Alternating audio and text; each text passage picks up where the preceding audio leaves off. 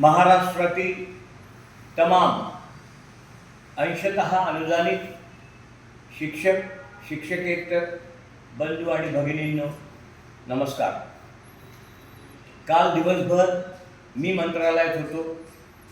माझ्यासोबत आमदार ज्ञानेश्वर म्हात्रे, आमदार किशोर दराडे, ॲडव्होकेट तुकाराम शिंदे आणि आपले असंख्य प्रतिनिधी होते। काय झालं हे सगळ्यांना सांगितलं। मला वाटते आझाद मैदानावर काही आमदार जाऊन त्यांनी त्यांची भूमिका देखील सांगितली, पण तरीही मला काही फोन यायचं थांबत नाही। म्हणून मग म्हटलं की आपणही एक वेळा सांगूनच टाकावं। आता कालच्या कॅबिनेटमध्ये विषय आला नाही, त्याबद्दल शिक्षण मंत्र्यांनी दिलगिरी व्यक्त केली।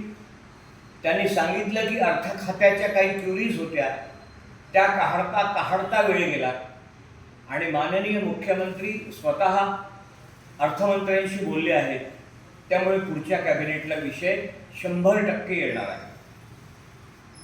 तरीही मला फोन येत आहेत, म्हणून तुम्हाला सांगतो, कॅबिनेटमध्ये श्रीयुत संतोष वाघ आणि काही ज्ञानेश्वर चव्हाण हे माझ्यासोबत होते। त्यांच्या समोर मी भर कॅबिनेट चालू असताना आतमध्ये गेलो। मी माननीय मुख्यमंत्र्यांना सांगितलं की आज विषय नसेल तर तुम्ही कृपया अर्थमंत्र्यांना सांगा।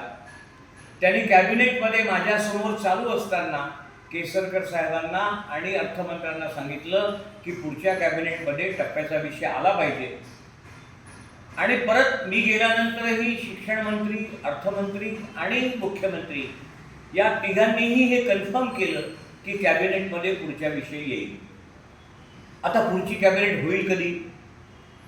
शुक्रवारी होईल का, सोमवारी होईल का, बुधवारी होईल का?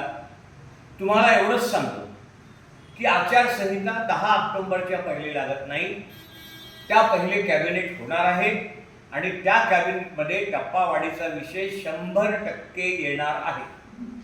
मी उद्यापासून परत मुंबईला आहे। आता एक लक्षात घ्या, यामध्ये कॅबिनेटच्या टप्पावाढीचा विषय आहे, त्रुटीचा विषय आहे आणि त्यानंतर सैनिकी शाळांना जम्पिंग टप्पा देण्याचा विषय आहे। पुढच्या कॅबिनेटमध्ये विषय 100% येईल, त्यासाठी मीही प्रयत्न करतो आहे।